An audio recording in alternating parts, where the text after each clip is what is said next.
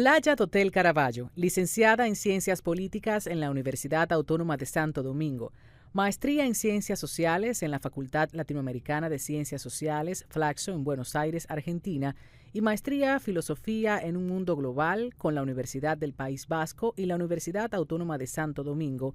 También posee un doctorado titulado La Globalización. Es maestra e investigadora en la Escuela de Ciencias Políticas de la UASD, además de ser investigadora asociada de Flaxo y miembro del Grupo de Trabajo Internacional, Educación y Vida en Común, del Consejo Latinoamericano de Ciencias Sociales, CLACSO. Su designación como viceministra de Cooperación Internacional del Ministerio de Economía, Planificación y Desarrollo se hace a raíz del decreto 330-20. Dotel lleva más de 15 años dedicada a la investigación social y a la docencia. Entre los temas trabajados en las investigaciones están ciudadanía, políticas sociales, movimientos sociales y democracia. También ha realizado evaluaciones de políticas públicas, de proyectos sociales y ha diseñado políticas públicas durante los últimos 10 años. Cuenta con varias publicaciones, entre las que se destacan Política Social en la República Dominicana, de la Fundación Friedrich Ebert, Fin de la impunidad entre lo social y lo político, reflexiones sobre la Marcha Verde y los partidos de oposición, entre otras. Hoy conversamos con Olaya Dotel Caraballo, viceministra de Cooperación Internacional del Ministerio de Economía, Planificación y Desarrollo.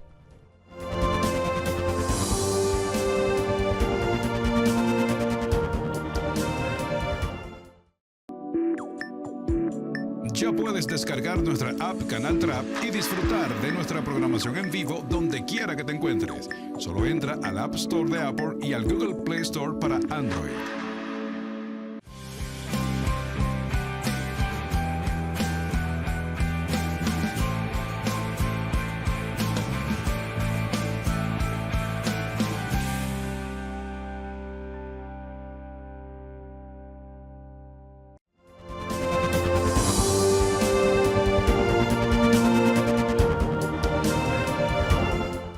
Muchas gracias por acompañarnos. Como estuvimos escuchando ese pequeño perfil profesional de nuestra invitada, la señora Olaya Dotel Caraballo, quien es viceministra de Cooperación Internacional del Ministerio de Planificación y Desarrollo, es solamente una parte, porque hay mucho que hablar de la vida académica, de las investigaciones, publicaciones en materia social y económica que se han aprovechado muy bien en República Dominicana, tanto para los movimientos sociales o campañas que primero dieron la oportunidad a un portafolio bastante amplio de pensamientos y luego a movimientos. Vamos a hablar de todo eso. Olaya, ¿cómo está usted? ¿Cómo se siente? Feliz de estar contigo, Tatiana. Yo siempre le pregunto a la gente que si le hablo de usted o de tú, porque Olaya ha estado en otros espacios anteriormente, en otra condición, en un momento como oposición, en otro momento como experta en asuntos sociales, la hemos consultado para la radio, para la televisión. Entonces hay una cercanía, Olaya, que yo quisiera como tratarla de tú. Por favor, y lo voy a agradecer infinitamente. Qué bueno verte,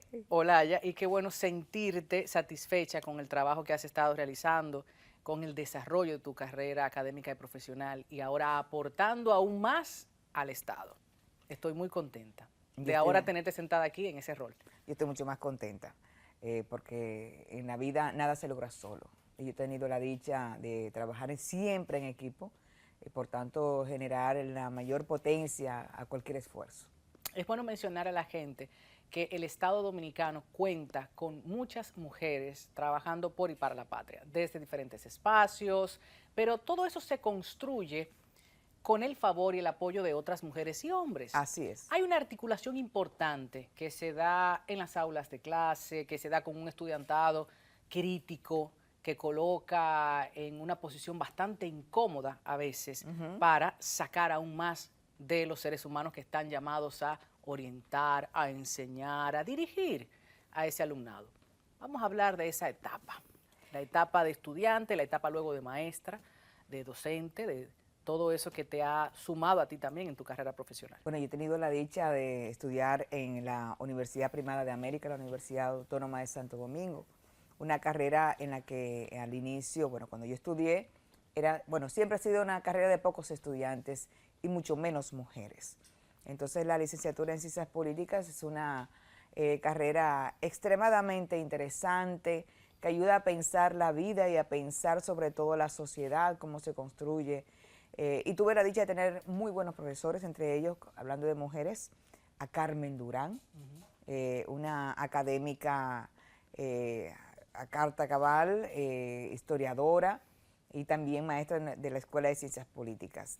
También tuve la oportunidad de tener en las aulas a Tony Raful, también dirigente político, en fin, que tuve la dicha de tener muy buenos profesores a lo largo de mi carrera de grado y luego la maestría en Argentina, en la Facultad Latinoamericana de Ciencias Sociales Flaxo. Y luego investigadora asociada. Exactamente. Yo había comenzado a trabajar como investigadora en el Centro de Estudios Sociales Padre Juan Montalvo antes de hacer la maestría. Tuve la gran oportunidad de trabajar bajo la tutela del padre Jorge Cela y disfrutar, y digo disfrutar porque la verdad es que he disfrutado cada momento de la vida y del trabajo, que para mí más que trabajo ha sido una gran experiencia de crecimiento y de mucha felicidad. Siempre se dice, ahí usted me corregirá, señora, académica investigadora, que en República Dominicana es difícil conseguir los datos. ¿Qué tan cierto es? ¿Qué tan difícil para una investigadora?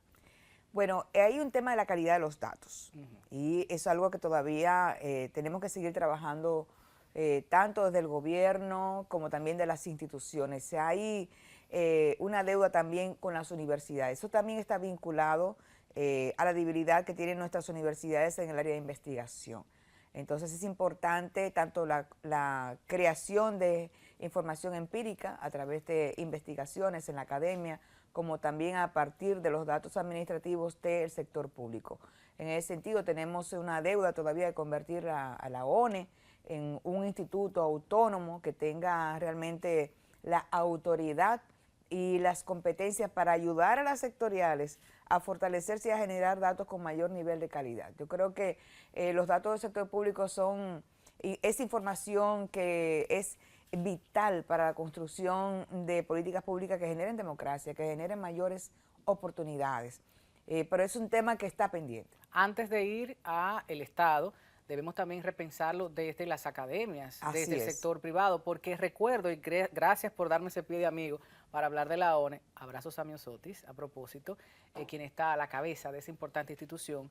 Recuerdo en una ocasión cuando hablábamos del censo y muchas personas con inteligencia, con formación, con acceso a información diversa, estaba opuesta y estaba incluso de una forma entorpedeando, ¿no? Como el proceso, de una forma, no sé, burda. Y yo decía, caramba, si eso es este sector privilegiado, imagínate el resto de la población. Bueno, es que el sector privilegiado por algo es privilegiado. Y es un debate y es un conflicto eterno que tenemos, porque Así si no es. sabemos quiénes somos, qué tenemos, cuántos somos, ¿qué política pública efectiva podemos implementar? Difícilmente. ¿En qué sector? Difícilmente. Debemos caminar, sí, a no necesitar hacer censos.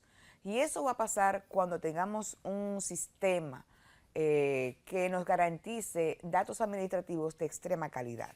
Entonces, en ese momento, cuando el Ministerio de Trabajo nos pase datos, cuando de la Fiscalía y la Policía Nacional nos pasen data, que va a ser totalmente coherente y por tanto simétrica, cuando nos pasen datos del sector público no va a haber discusión, pero eso es un tema que todavía está pendiente. Y en cuanto a la Facultad de Ciencias Sociales y todas esas investigaciones latinoamericanas que pueden ayudar a ciertas regiones porque comparten datos, similitudes en sus realidades socioeconómicas. ¿Qué tal esa vida? O sea, ¿qué tan duros, qué tan confiables, qué tan profundos son esas investigaciones y datos? Bueno, se trabaja con la data disponible. Son duros en el sentido de que no se inventa. Entonces, se puede hacer estudios comparativos en la medida que existe data, existe información que permita hacer esas comparaciones. Entonces, hay que tomar en cuenta una serie de parámetros y, de hecho, pensarnos no solamente como país, sino también como región, ayuda muchísimo, porque nadie, ni siquiera los países, puede desarrollarse solos.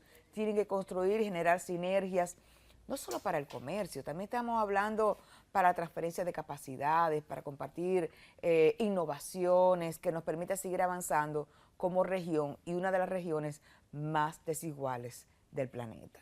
Entonces, en los últimos años se ha fortalecido la cooperación sur-sur, que es la cooperación que se da entre países de igual renta, y en este caso la República Dominicana ha ampliado su cooperación. Entonces, todo el intercambio técnico de experiencias en el sector público, el sector privado y la academia es importante. Entonces, en ese sentido, siempre pensarnos como Caribe, como parte también de Centroamérica, con elementos características parecidas a países de Centroamérica, nos ayuda a generar desde mayor mercado para nuestros pequeños productores, que es a los que tenemos que darle mayor prioridad en este momento, como también generar conocimientos que nos ayuden a enfrentar los grandes retos que tiene la humanidad hoy día, y sobre todo países como nosotros, pequeños estados insulares en desarrollo, que está enfrentando el sargazo, que está enfrentando otras consecuencias del cambio climático y que ponen en juego incluso nuestra existencia. Eso me lleva a pensar y a traer aquí a la conversación la labor, por ejemplo, de un Pro Dominicana que está vinculando a los productores medianos, grandes en República Dominicana y esa realidad regional. Y viste, y ahí está Viviana Ribeiro, abrazo para ella, excelente trabajo. Mira, me hemos mencionado dos mujeres, Sí, mujeres a de Estado. A Miosotis Rivas y a Viviana Ribeiro. Vamos a llegar ahí luego, porque también quiero profundizar con el trabajo del ministerio y tu responsabilidad dentro del mismo. Antes, pasar de esas investigaciones, esa data que hemos tenido en República Dominicana para conocer y profundizar de una campaña a un movimiento social. Hemos estudiado mucho en los últimos 10 años de esos movimientos que hemos tenido bastante aprendizajes. Entonces yo quiero recuperar contigo esas reflexiones hacia ahora, el 2024. Sí. Cuéntanos un poco, porque hace muchos años ya que hablábamos del 4% de la educación, que luego hablábamos de la Marcha Verde, pero me interesa ese proceso de una campaña a un movimiento. Sí, fue una experiencia sumamente interesante lo que pasó con, vamos a decir, toda la lucha para el cumplimiento de la ley de educación en materia presupuestaria, que fue en lo que fundamentalmente se limitó este movimiento social que inició, como muy bien señalas, como una campaña de una entidad articuladora de organizaciones educativas, en este caso ahí estaba Educa, y que luego se formó la coalición la coalición por la educación digna, pero comenzó con un esfuerzo de una campaña pagada por un organismo internacional, y de repente eso, que no era más que un conjunto de actividades, terminó generando un inmenso movimiento social que tocó las puertas y el alma de todo un país. María Teresa, Jenny, abrazos, porque sería mezquina si no menciono también esas mujeres. Amanda Pepe, Exacto. un montón de mujeres que están ahí y que siguen trabajando por la calidad de la educación en este momento, que es la prioridad. Recuerdo que en un momento se debatía también sobre el monto. No importa el monto que se destine a la campaña, si no sabemos cómo administrar ese presupuesto. Yo creo que el monto siempre es importante. A ver, porque si no usted hay, que está en números también. si no hay dinero disponible, entonces ¿hacia dónde vamos? Ahora, lo que pasa con la justicia, ahora, que es la queja de la justicia. Bueno, sin presupuesto, ¿cómo van a ampliar? Exactamente. ¿Cómo van a... O sea, eso no se discute lo del presupuesto. Eso es una cosa. Otra cosa es la calidad del gasto. Y para tener calidad del gasto, lo primero que tú tienes que tener es una dirección, tener un buen plan, un plan de inversión. ¿Y qué tú quieres lograr con ese plan? Pues queremos elevar la calidad de educación. Entonces yo creo que estamos en un excelente momento en términos de la actual gestión pública, sobre todo porque se han creado instrumentos de medición. Pero volviendo a nuestro tema, que es el movimiento por el 4%, y yo quisiera rescatar... Y otros cito más. Ese como ejemplo. Sí, quisiera rescatar como varios elementos que son importantes para la democracia de estas dos experiencias de movilización social o de movimientos sociales. Una, con respecto al movimiento por el 4%, esa relación importante que se da en la democracia es un círculo virtuoso que se da entre movilización, participación y representación. ¿Qué quiere decir eso? Que el músculo social expresado en las calles es el que tiene la capacidad de generar esa presión para lograr que actores fundamentales de la sociedad, y cuando yo hablo de fundamentales no me refiero a los empresarios, sino a quienes representan a esos que se están movilizando, se sienten en la mesa del poder político a negociar, a generar acuerdos que permitan representación, es decir, que los intereses de esos sectores estén contenidos en las decisiones públicas, en las políticas públicas. Hay representación en la medida en que las mujeres, los niños, las personas envejecientes, los trabajadores en términos generales son beneficiados por las políticas públicas. Eso es importantísimo, el tema de la representación. Estoy pensando en muchos otros movimientos y temas que afectan o no a una población en específico. Y ahí voy a seguir profundizando, Laya. Por ejemplo, el tema de la lucha por los derechos, las garantías de los derechos de las mujeres. ¿Quién se opone en República Dominicana a que haya un mayor presupuesto para la educación? Muy pocas personas, para no decir nada y no ser totalista, ¿verdad? Cuando también estábamos luchando por Loma Miranda, el tema medioambiental, hubo temas, gente que no se sentía identificada, otras cosas.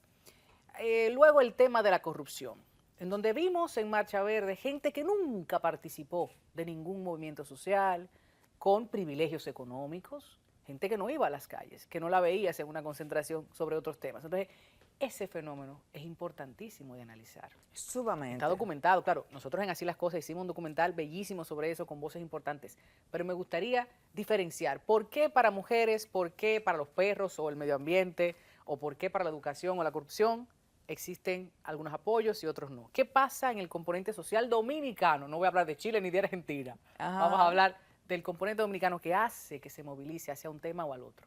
Bueno, ahí hay varios elementos que intervienen. Por un lado está la capacidad para generar un mensaje que sea capaz de generar el interés y la adhesión de la gente. Un movimiento social no se basta a sí mismo por quienes organizan en términos físicos la estructura de esa organización que intenta movilizar. Tiene éxito en la medida en que la gente en su casa, en las calles, se siente compelido, se sienten de alguna manera interpretados y, por qué no, llamados también con esas demandas. Ahora, ahí también a través de toda una serie de elementos culturales, yo creo que también tendríamos que ser autocríticos en el sentido, y hablo por ejemplo como feminista, tendríamos que ser autocríticas en pensar en nuestra narrativa. La estrategia, ¿no? En nuestra, sí, y como la realidad es discurso, lo que tú dices, lo que tú expresas verbalmente y escribes, es la realidad, es lo que queda en nuestra mente, en nuestro imaginario. Esa narrativa debe ser construida tomando en cuenta quiénes somos y cuál es nuestra y qué es lo que toca realmente nuestra emocionalidad, qué es lo que toca a la sociedad dominicana y qué es lo que los dominicanos y dominicanas realmente valoran. Los dominicanos y dominicanas como sociedad somos extremadamente solidarios. Hay una construcción en nuestro ADN que reconoce que la solidaridad es importante. Asimismo, se valora, y las encuestas de cultura política lo han demostrado, lo reflejan, la alta valoración de la justicia social. Asimismo está el peso de ciertas creencias religiosas y el papel que juegan las mujeres en esas creencias religiosas. Entonces hay una deuda que tiene la democracia dentro de la sociedad dominicana, y es la valoración y un mayor peso de lo que significa un Estado laico. Tenemos una matriz, el Estado tiene una construcción muy cercana a la iglesia, en este caso la iglesia católica, tenemos una Biblia en el escudo, entonces tenemos una serie de elementos simbólicos que vinculan al Estado a pesar de que nuestra constitución hace esa separación. Pero, y la respuesta es laico confesional. Pero lo cierto es que si le queremos hacer un favor a la democracia y a la libertad religiosa, el Estado debe ser laico, para que todo ciudadano o ciudadana tenga la posibilidad, tenga la libertad de tener la experiencia y de participar en la religión que entienda. Ser musulmán, ser, qué sé yo, hinduista, ser católico, protestante. Agnóstico. O sea, lo que usted entienda, siempre y cuando eso no afecte la dignidad del otro o daña a otra persona e incluso a usted mismo. Claro. Entonces, pero eso es una deuda que tenemos. Y esa construcción, no, y eso sobre todo implica reconocer que las doctrinas de las religiones están destinadas a la práctica de esa religión y por lo tanto se remiten al ámbito de lo privado. Si el Estado asumiera la doctrina católica como leyes, la mayoría estaríamos presos. Sí, yo recuerdo en una ocasión, una de las entrevistas que realizamos en donde trataba de entender todo el derecho canónico y el porqué de algunas prácticas, y alguien que se sentó conmigo me decía, es que no es obligatorio, Tatiana, tú lo asumes si quieres. Y yo, bueno, claro, me ha dado todas las respuestas. Claro. Y esto también me lleva a algo que pasó esta semana con cierta pseudo manipulación mediática de Carlos Peña.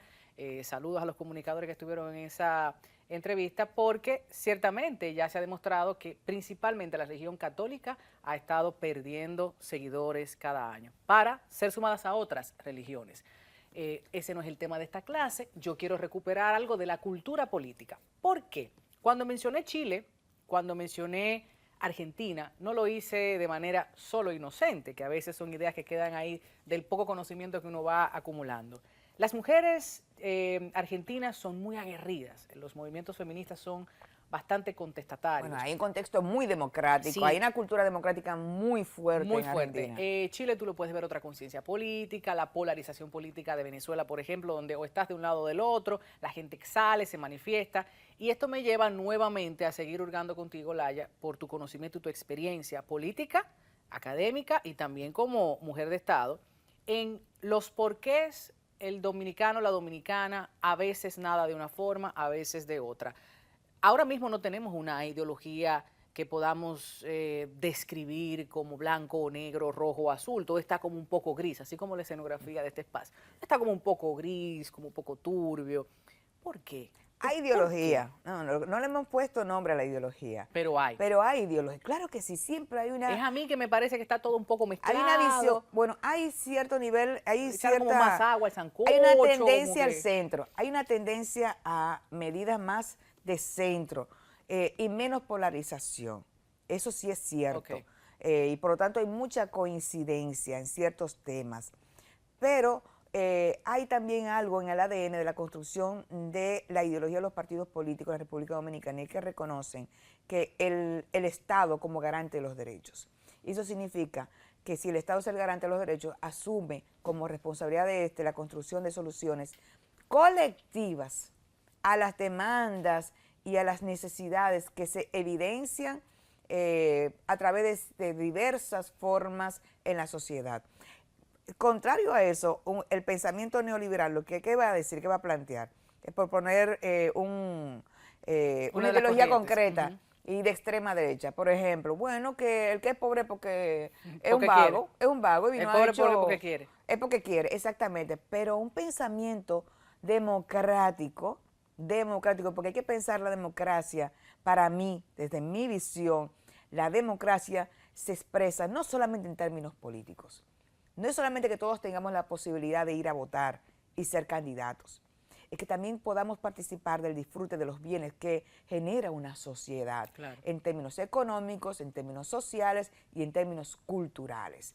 Y eso implica tener trabajo digno, por lo tanto, ingresos que te permitan mantenerte, mantener tu familia y por lo tanto preservar tu dignidad e integridad. Que a propósito, hace muchos años también tuvo la oportunidad de escribir, investigar sobre asistencialismo o protección. Exactamente. Que es un tema que, por ejemplo, si lo vemos desde la realidad europea, los resultados son muy distintos. No es lo mismo lo que te dirá un amigo que tengo, por ejemplo, alemán, sobre lo que está pasando con las comunidades árabes, a el dominicano o dominicana con relación a lo que supuestamente pasa con nuestros hermanos y hermanas haitianas. Así o sea, es un tema que dependiendo del contexto, de si estamos en campaña o no, de si el presupuesto realmente está siendo consumido para esos fines o no. O sea, yo creo que la gente tiene mucha oportunidad de informarse, pero más de desinformarse.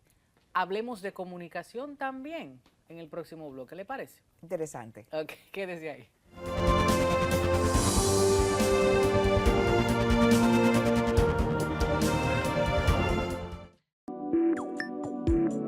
Ya puedes descargar nuestra app Canal Trap y disfrutar de nuestra programación en vivo donde quiera que te encuentres. Solo entra al App Store de Apple y al Google Play Store para Android.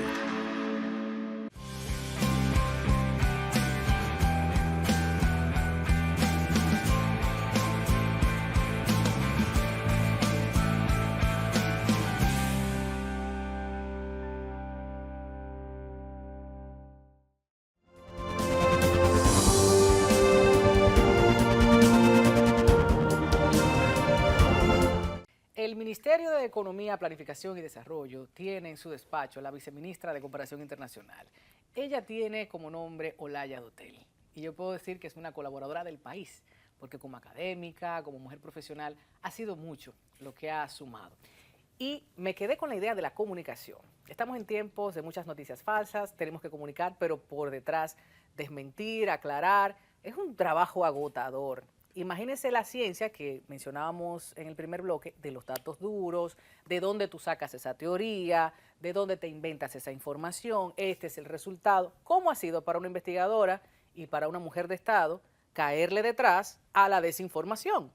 Yo creo que para mí ha sido una gran oportunidad porque primero conocer cómo se construyen los datos desde dentro del gobierno. La cantidad de instituciones que intervienen en la generación de esa información y, por qué no, también reconocer la lentitud que todavía tiene el Estado para generar respuestas a tiempo a las demandas de la sociedad. Si uno solamente revisando los procesos de compra, sí, ya uno se da cuenta de que es un gran reto y una gran, como dicen en el sector público, una amplia zona de mejora. Así es. Por decirlo de alguna forma. Pero es bastante complejo. La construcción de data a tiempo es imprescindible, pero yo creo que hay ahí una deuda que tiene que ver con el avance de los medios de comunicación y este acceso tan rápido y esta posibilidad. Yo creo que hay un vacío en términos de normativa, como los medios de comunicación han ido tan rápido. No estamos, es un medio de comunicación, todo es un vocero, un comunicador, legalmente, yo creo que nuestra normativa tendría que ponerle cierto alto a la generación de noticias falsas, de información falsa, porque son extremadamente peligrosas. Pero demostrado está, Olaya, que se ganan y se pierden campañas por eso es lo falsas. De menos. Lo de menos es que se pierda una campaña. La manipulación ciudadana lo peor es alarmante. que se pierda la democracia y que incluso se pierdan vidas. Sí. Vidas. Por ejemplo, cuando han dicho que yo he visto en las redes que están entrando los haitianos por la frontera. Pero también tenemos esa guerra mediática, guerra real, pero fíjate, Palestina, Israel, sí, pero Rusia, acá, Ucrania, Estados Unidos, China. Pero acá, es una guerra real, económica, pero también una guerra mediática. Totalmente. Y lo que se impone en Occidente, compra la mayoría, porque es lo que te llena. Eso es cierto. Y está todo el tiempo bombardeándote, no con las bombas que desafortunadamente tantos seres humanos son objetos y pierden la vida, pero sí bombardeándote el móvil.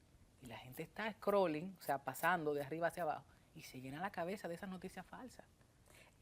Por eso te digo que es necesario cierta normativa que penalice la difusión intencional de información que atente contra la vida de las personas, que generen odio. Discursos de odio, caramba. Que generen odio. Entonces, yo creo que ese es un reto que tiene la democracia y por tanto es parte del quehacer pendiente del propio Estado dominicano, generar normativas que penalice y que por tanto le ponga ciertas barreras a la difusión de información falsa y de manera intencional. He dicho al principio de esta conversación, no me gusta llamar la entrevista, que Olaya ha estado en otras ocasiones con otro traje. Así es. Vestida de militante, vestida de activista, vestida de investigadora, ahora ella está vestida de mujer de Estado. ¿Ha sido distinta la comunicación para ti en un rol y en el otro? Así es. A ver, cuéntame de eso. En el rol anterior, mi mirada estaba solo en la crítica. Y también en la generación de propuestas, porque mi trabajo también ha sido evaluar políticas públicas por mucho tiempo y proponer políticas públicas. Desde el Estado, asumiendo el compromiso ya de generar respuestas, La comunicación es justamente, por lo menos yo lo veo, es de construir primero explicaciones basadas en la verdad y respuestas a esas necesidades y demandas de la sociedad dominicana. Uno no puede darse el lujo de decir, yo no sé de eso. O yo sí pudiera decir, bueno, esa no es mi responsabilidad y no estoy autorizada para hablar de ello, yo puedo decir eso. Pero como servidora pública y mis áreas de competencias, y sobre todo pensándome como ministerio, yo soy parte de un viceministerio, pero si tú me haces una pregunta del ministerio, yo no te puedo decir, bueno, vamos a preguntar al viceministro tal. Yo tengo que tener unas ideas generales del objetivo, de los alcances del trabajo del ministerio, de cuál es su función y cómo va marchando esa función. Eso es importante. Y en esa línea que tú me preguntas, bueno, un servidor público, una servidora pública está para generar y construir respuestas a la sociedad. Por lo tanto, hay que estar muy en la actitud de escuchar constantemente. A veces la gente no quiere que tú le digas nada. Solamente necesita que le escuches. Y que tramites esto que no estás posiblemente en ese momento, en la posibilidad de responder, tramitar una inquietud, que es parte también del trabajo y al sentirse corresponsable más allá de tu pertenencia a una institución y sentirte más bien parte de un Estado en términos generales. ¿Qué tan difícil es lograr el consenso desde un movimiento social y qué tan difícil lo es desde el Estado? Igual. Con los colegas y las colegas. Es lo mismo. El mismo pleito. Es lo mismo. Si tienes que negociar mucho desde la oposición, desde los movimientos sociales, dentro del Estado dominicano o dentro de cualquier Estado, es lo mismo. Porque primero, tú tienes ahí, en el Estado siempre convergen esa diversidad de intereses. La sociedad en pleno está dentro del Estado. En pleno está dentro del Estado. Ahí están los maestros, están los empresarios, están todos dentro. Y construir una decisión, la que sea, siempre es sobre la base de construir acuerdos. Porque estés dentro del Estado, no es cierto que no necesites generar acuerdos con otros, todo lo contrario. Cualquier buena intención, cualquier buena política puede estar detenida porque no hablaste con el que estaba a tu izquierda y no lo miraste. Y él también interviene o ella también interviene. Entonces, las respuestas en materia dentro del Estado y dentro de las políticas públicas requieren consensos constantes. Claro, yo estoy pensando incluso en aquellas personas que si dudan o no saben de lo que está mencionando Olaya, propóngase para la junta directiva de su edificio. Usted por se va a dar favor. cuenta de todo lo que estamos mencionando. ¿Es necesario hacer alguna vida política? Y me refiero a la política de la Junta de Vecinos, de ser vocera de su promoción en la universidad, en el colegio, de ser voluntario, para entonces ejercer de manera eficiente el rol de un servidor o servidora del Estado. ¿Es necesario? Mira, lo primero es que todos somos políticos y políticas. Absolutamente todos, porque la política atraviesa toda tu vida. No hay un solo aspecto de tu vida, ni siquiera el enamorarte. Porque no te puedes enamorar de un menor. Léase ahí a Bertolt Brecht con el analfabeto político. Toda la vida está atravesada por el Estado, por las leyes, por las normas. Y lo cierto es que al final, para poder tener una vida, qué sé yo, mínimamente satisfactoria, se requiere construir, como muy bien señalabas, acuerdos constantemente en tu comunidad, con tu junta de vecinos, con la junta de tu edificio, etcétera. Yo creo que es muy buen, bueno, iba a decir que es muy buen ensayo, pero lo cierto es que no es un ensayo, es que es parte de la vida. Involucrarse, entonces, participar. Involucrar. Entonces, no solo para ser parte del Estado, incluso para ser buen gerente en una empresa privada.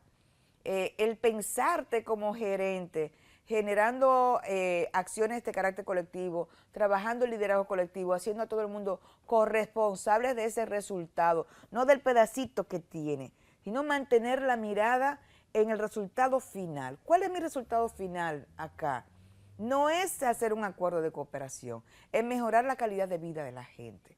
Claro. Entonces eso orienta de una manera mucho más efectiva la acción de cualquiera. Entonces, de repente, el cafecito que hace la doña cobra muchísimo más sentido, porque está colaborando, está participando de la construcción de una mejor sociedad. Entonces, cada elemento y cada aporte que hace cada uno hace su contribución a eso mayor. Y así mismo pasa con el edificio, pasa con el barrio, donde ese palo de luz que no estaba y que hoy genera mayor nivel de seguridad a la comunidad, fue el resultado de que 10 de ellos le hicieron una yuca a la corporación o a la institución responsable o al ayuntamiento, le pusieron su palo de luz y tienen una mayor nivel de iluminación, por lo tanto más seguridad, y ellos son parte de esa construcción.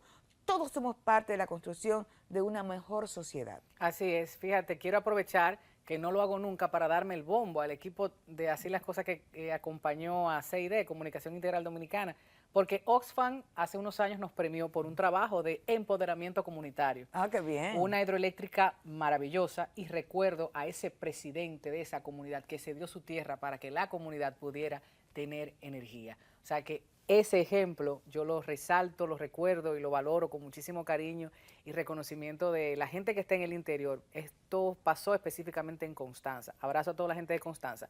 Nos vamos a la publicidad para entrar de materia a las responsabilidades enormes del ministerio. ¿Le parece? ¿Cómo no? Vamos a hablar de eso. Quédese ahí.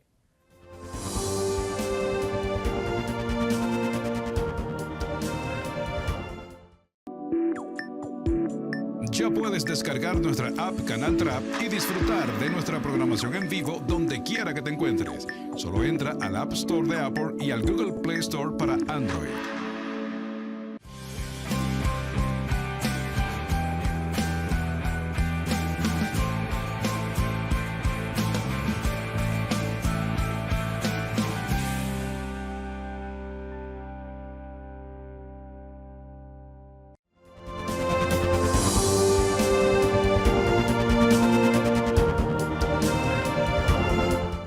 Gracias por mantener sintonía. Estamos de regreso conversando con la señora Olaya Dotel, quien es viceministra de Cooperación Internacional del Ministerio de Economía, Planificación y Desarrollo en República Dominicana. Eso por si acaso usted en YouTube está viendo desde otro país.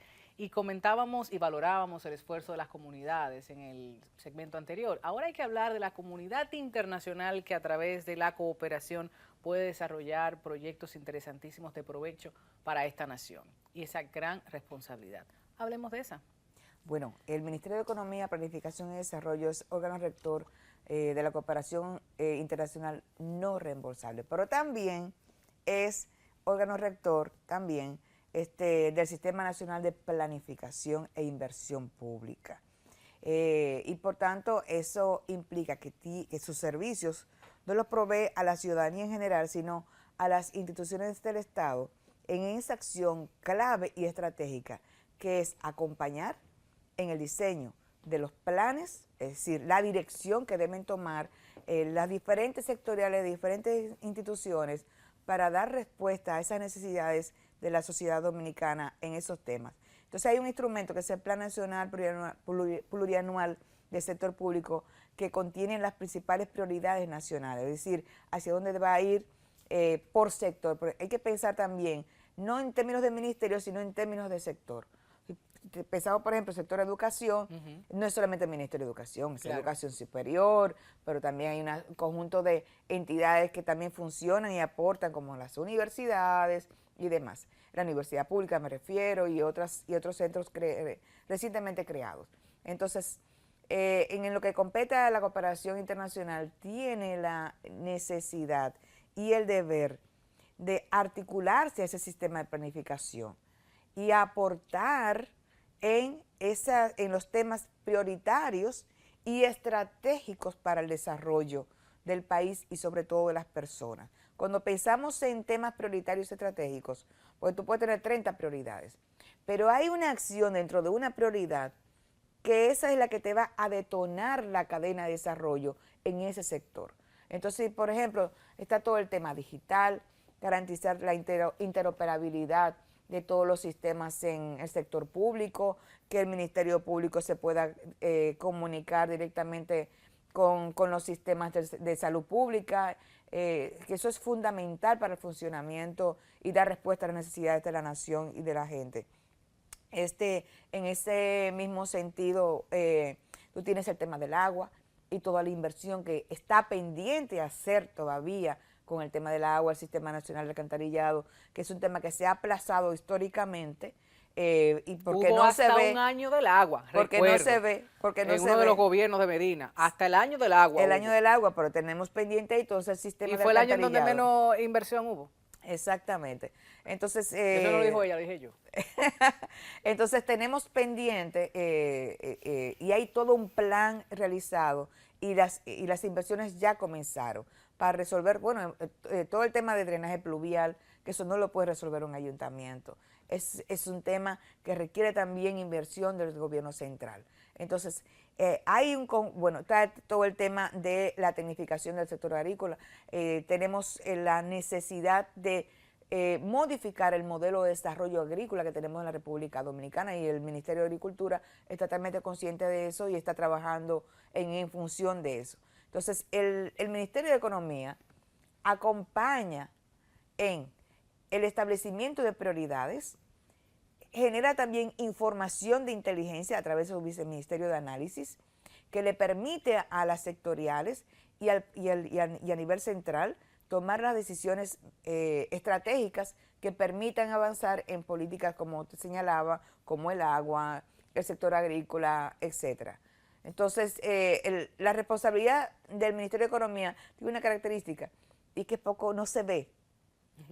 No somos tan visibles como sería educación, por ejemplo, o salud pública, pero es fundamental. Claro, por lo que explica, es aún fundamental. En esas palabras tan llanas, la gente puede entender mucho mejor que es un brazo técnico imprescindible. Totalmente. Por ejemplo, para todo lo que ocurre en el Estado. El viceministerio de Ordenamiento Territorial, que es el responsable de acompañar a los ayuntamientos con sus planes de ordenamiento territorial, que es una ley de reciente creación, y es la que va a posibilitar que tengamos el mejor uso posible y de manera sostenible de los recursos con que cuentan nuestros territorios. Y si hablamos del acompañamiento técnico de otras naciones, que veníamos comentándolo desde el principio de esta conversación, no solo en términos económicos, también de la sabiduría, de las experiencias ganadas en países de la región o países de Latinoamérica, que puedan servir para apoyar el progreso de ciertas áreas y sectores. Sí, en ese sentido yo quisiera valorar de manera muy especial toda la cooperación recibida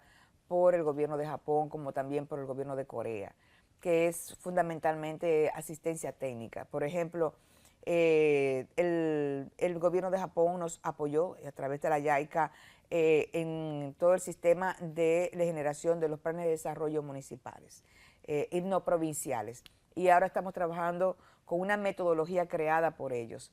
Asimismo, está el gobierno de Corea, que nos está apoyando con el tema de sargazo, haciendo inversiones en áreas de investigación, así como también de recolección del sargazo, que es un tema que para nosotros es muy importante.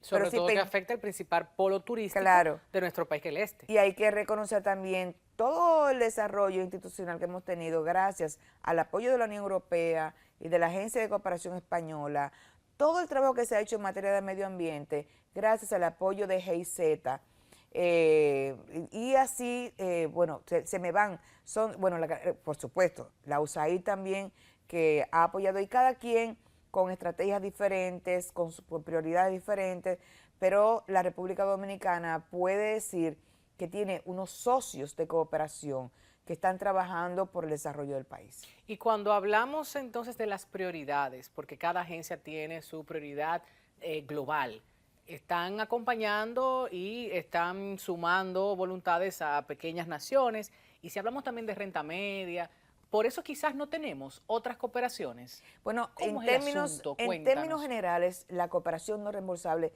se ha reducido significativamente y ha estado sustituyéndose por cooperación reembolsable, que es financiamiento, pero con ciertas características que lo siguen manteniendo como cooperación, como tasa de interés más baja, mayor tiempo para los pagos y destinados a acciones estratégicas que apunten al desarrollo, no para cualquier cosa. De sus agencias, o sus agendas, disculpa.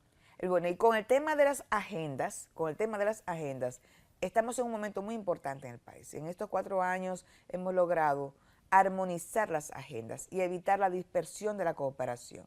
Entonces, en ese sentido, con cada cooperante hay un proceso previo de acuerdos de cuáles son las prioridades del país, y a partir de las prioridades de la República Dominicana es que la agencia decide cuáles son, a partir de su expertise y sus posibilidades, cuáles son los temas que va a apoyar. Pero las prioridades las establece la República Dominicana. Importante. Y esto, bueno, para quien no sigue mucho estos temas, que lo dudo por el público que sigue este espacio, por ejemplo, Japón quiere apoyar un programa para ganadería, pero la prioridad de República Dominicana es el turismo sostenible. Entonces vamos a negociar con las agencias que sí tengan programas de turismo sostenible. Exactamente. Entonces vemos entonces dentro de nuestras prioridades que sí puede apoyar ellos. Si no están en su marco de prioridad y competencias también y experiencia, entonces nos desplazamos a otro tema que sí sea competente y que sea una prioridad para nosotros también. ¿Qué factores culturales y políticos son de conflicto al momento de esas negociaciones de cooperación? Mira, yo en términos culturales yo no veo temas de conflicto, sino una gran oportunidad para seguir ampliando nuestra mentalidad y seguir aprendiendo que no somos una sociedad única en el planeta y que tenemos que convivir, vivir y aprender a socializarnos con prácticas culturales diferentes, que la normalidad no existe, que lo que existen son prácticas culturales diferentes y que los seres humanos al final, aunque comamos diferente, tengamos apariencia física diferente, tenemos el mismo corazón y la misma necesidad de generar empatía, porque al final sufrimos, al final pasamos hambre, pasamos frío y tenemos los mismos retos planetarios. Sí. Entonces, lo que existen son prácticas culturales diferentes y nosotros como isla, que tenemos apenas una sola frontera, que no nos pasa como, Argentina, ¿cuántas fronteras tiene Argentina? ¿Con cuántos países tiene? Con la realidad europea, que es otra muy distinta. Con idiomas diferentes, nosotros apenas tenemos que, lidiamos con un idioma diferente, pero los europeos ¿con cuántos idiomas diferentes tienen que lidiar? Entonces, es parte del aprendizaje como sociedad, y sobre todo sociedad que vive del turismo. Sí. La apertura mental, el aceptar las diferencias del otro, no solamente la tolerancia como algo inevitable, sino asumir con amor y con respeto las diferencias y prácticas culturales que no son parte de mi cotidianidad, pero sí de otras comunidades. En una ocasión escuché a alguien decir que ese complejo de insularidad y de pequeño país alejado hay que seguir aprendiendo del Caribe, que nos hace pensar muchas veces dentro de nuestra propia pequeñito pedazo de isla, por así decirlo. Exactamente. Y es así, no tenemos tantas fronteras como bien tú lo dices. Se acabó la campaña. Se acabó la campaña, cuéntame de ese proceso. Todo el mundo se movilizó para la campaña política. ¿Cómo fue? Háblame de esos resultados. Bueno, yo creo que los resultados, yo quisiera hablar en el presente, y es que ganamos todos. Ganamos todos y nos necesitamos todos. Aquí todos son necesarios. Todos los partidos son necesarios. Y lo que viene es un proceso de reformas que aspira a profundizar la democracia, a evitar otra reforma a la Constitución para beneficiar al candidato de turno con mayor posibilidad que esté en el gobierno y a generar, por tanto, un sistema de separación de poderes que garantice los derechos de todos y todas. Entonces, hoy lo que tenemos es el compromiso y la necesidad de sentarnos a generar consensos para que nuestras generaciones presentes y futuras tengan cada vez más una democracia más fortalecida y donde los derechos de las niñas, de las mujeres, de los jóvenes, tanto los actuales como los futuros, se puedan garantizar. Se dice que el plan que promete a los próximos 4 años para República Dominicana es mucho mejor. No sé, dentro del ministerio, dentro de la gestión y responsabilidad de una Olaya Dotel que está ahí codeando y peleando para que las cosas también sucedan. A ver. Bueno, el tema es que el reto es bastante grande. Como Ministerio de Economía hay que garantizar que todos los municipios tengan su plan de ordenamiento territorial. Hay que garantizar la coherencia total entre el sistema, entre las planificaciones de las instituciones y los presupuestos. Esa falta de coherencia entre tengo un presupuesto por acá y una planificación por allá y sin que se comunique, pues eso, entonces la planificación es un poema. Entonces tenemos el reto de este año de terminar de generar prácticas de planificación que realmente estén acompañadas de un presupuesto, y de hecho el programa de gobierno que acompaña esta gestión está presupuestado, tiene dinero identificado, o sea que no es una poesía, sino que esto es totalmente viable. Para ponerte un ejemplo, una de las principales prioridades es generar empleo, pero para eso tenemos que generar mayor cualificación en los jóvenes dominicanos, y las jóvenes, en ese sentido, se está fortaleciendo los politécnicos del país. Pero resulta que de 300 y pico de politécnicos, solamente 35 tenían sus talleres funcionales. Es un reto también para la calidad del profesorado. Claro. Porque se ha publicado, ya lo hemos conversado, maestros y maestras que devengan un salario digno, sin embargo, en las mediciones no están en las mejores puntuaciones. Pero tenemos, por ejemplo, ahora... Grandes oportunidades de mejora. Tenemos ahora el sistema de educación, sí, que es un reto, tanto para el ministerio como también para la sociedad en general, pero sobre todo para el Estado Dominicano, porque por primera vez vamos a poder, mejor dicho, nosotros ya podemos, pero va a poder cada madre, cada padre, cada comunidad y la sociedad en general saber el estado de situación de cada escuela, no importa dónde esté.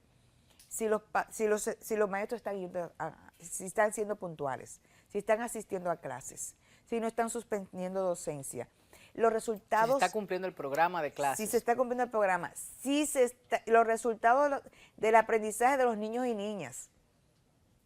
Óyeme, el cambio y el reto que va a representar este sistema de educación para la cultura institucional, la cultura laboral, el sector de educación es muy grande.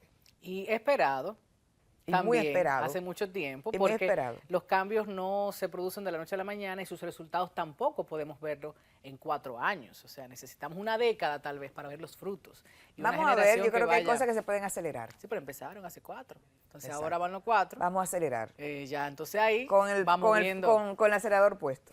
Vamos viendo. Olaya, muchísimas gracias por acompañarme en esta conversación. Siempre es un placer profundizar sobre diferentes tópicos, hablar de tu carrera, la cual valoro, exalto, y apoyo para que siga desarrollándose hacia donde tú quieras contribuir, porque tienes mucho que dar para República Dominicana. Así que donde quiera que estés, yo sé que vas a sumar. Muchísimas gracias, Tatiana. Será entonces hasta la próxima semana. Olaya Dotel con nosotros. Bye, bye.